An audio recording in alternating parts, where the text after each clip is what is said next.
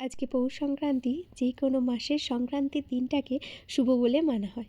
সংক্রান্তি মানে হলো বাংলা মাসের একদম শেষের দিনটা।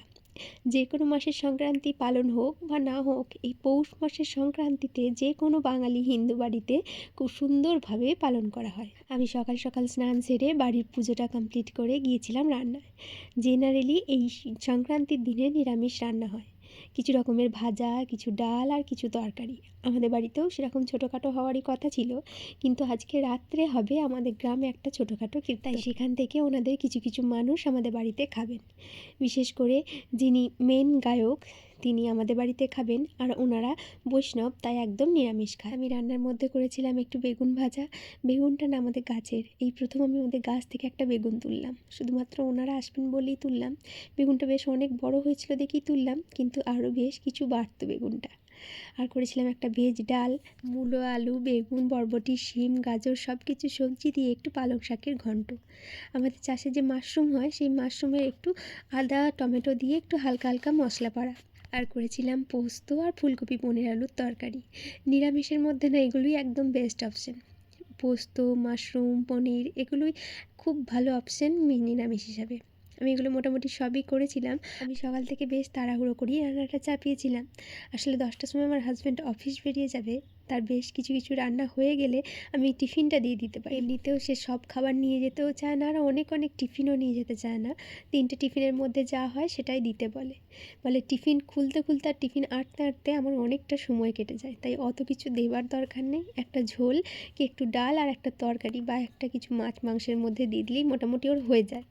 শাক পাত তো নেয় না, তবুও অন্য অন্য টিফিনে আমি একটু একটু করে দিয়ে দিই, মোটামুটি দিয়ে দিলে খেয়েই নেয়। এইসব দিনগুলোতে আমার হাজব্যান্ড বলে যে সে বাইরে থেকে খেয়ে নেবে, কিন্তু এত কিছু রান্না করার পর যখন নিজে খাই, তখন তাকে সে যদি বাইরে থেকে কিনে খায়, আমার নিজের খুব খারাপ লাগে। ঠিক এমন সিচুয়েশন বা এমন অবস্থা হয়তো অনেকেরই হয়, আমার হাজব্যান্ডেরও হয়। সে বাইরে এমন অনেক খাবার আছে যেগুলো খাবার কিনে নেবার পরও বাড়িতে নিয়ে চলে আসে। আমি তাকে বলি যে এইটুকু খাবার না আসলেও হতো, আমার এগুলো এত তো খেতে ইচ্ছা করে না, কিন্তু সে বলে যে একা একা খাচ্ছিলাম, ভালো লাগছিল না, তাই বাড়িতে এনে খেলাম। এমন অনেক খাবার আছে যে খাবারগুলো গরম গরম খেতেই ইচ্ছা করে, বাড়িতে এনে ঠান্ডা করে খেতে ইচ্ছা করে না, কিন্তু বারণ করলেও শোনে না। যাই হোক, এই নিরামিষের মধ্যে আমি কালকের একটু মাছ রেখে দিয়েছিলাম, ও একদমই নিরামিষ খেতে চায় না বা নিয়ে যেতেও চায় না। সেটা আমি আলাদা করে প্রথমে করে নিয়ে গ্যাস মুছে নিয়ে আমি নতুন করে শুরু করেছিলাম। মাছটা কালকের ছিল, আমি একটু বেশি করেই করে ফ্রিজে রেখেছিলাম। ও চলে যাবার পর আমি ফুলকপি পনির আলুর তরকারিটা করেছিলাম। ও খুব একটা পনির খেতে চায় না কো, সেই কারণে ফুলকপি পনির আলু নিতে চায় না খুব একটা সবসময়। আমার সব কিছুই রান্না হয়ে গেছিলো এই পনির আলুর তরকারিটা বাদ দিয়ে। তারপর একটু সাথে ভেবেছিলাম পাঁপড় আর চাটনি। তবে আমি দেখেছি ওনাদেরকে চাটনি বা টক যাই দিই না কেন, ওনারা কিন্তু খান না। হয়তো গান করে বলেই হয়তো খান না, কিন্তু খেতে খুব পছন্দ করেন, জাস্ট একটু নিয়ে খান। কিন্তু ওনাদের খাওয়া দাওয়া ভীষণ পরিষ্কার। রান্নাগুলো হয়ে যাবার পর খাওয়ার পর 3টে থেকে যেহেতু গ্রামে কীর্তন হবে, সেই কারণে আমরা সবাই যাব দেখতে। আস্তে আস্তে অনেকটাই সন্ধে হয়ে যাবে। সন্ধ্যের সময় না আমাদের প্রায় সবাই কাদের বাড়িতেই গুঁড়ি দিয়ে পৌষ ডাকা হয়, গুঁড়ি দিয়ে আলপনা দেওয়া হয়, সেখানে ফুল দিয়ে পুজো করা হয়। ছোটোখাটো করে সব কটা ঘরের দরজায় দরজায় এমন করা হয়, সেই ব্যবস্থাটা আমি করে রাখলাম। তারপর একটু ঠাকুর মন্দিরে গিয়েছিলাম, ঘট ওটা হচ্ছিলো।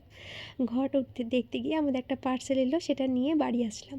ওনারা একে একে খেয়ে গেলেন, এবং খাওয়া হয়ে যাবার পর আমরা খেয়ে সবাই মিলে গিয়েছিলাম কীর্তন শুনতে। আমরা যখন গিয়েছিলাম তখন কেউ একটা ছিল না, কিন্তু সন্ধ্যের দিকে বেশ অনেক লোকই হয়েছিল, আর শুরু হয়েছিল কীর্তন।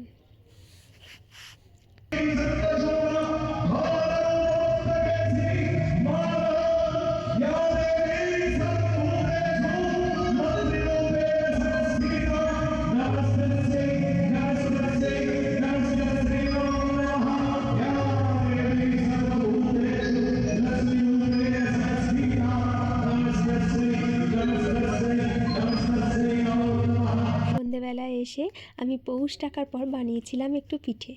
আজকে সেদ্ধ পিঠেই খাবো, যেটুকু বেঁচে থাকবে সেটা কালকে তেল নুন লঙ্কা দিয়ে ভাজা হবে। খেতে দারুণ লাগে ওই ঝাল পিঠেটা। খুব সুন্দরভাবেই কেটেছিল এই দিনটা। তোমরা সবাই ভালো থেকো, সুস্থ থেকো আর সাবধানে থেকো।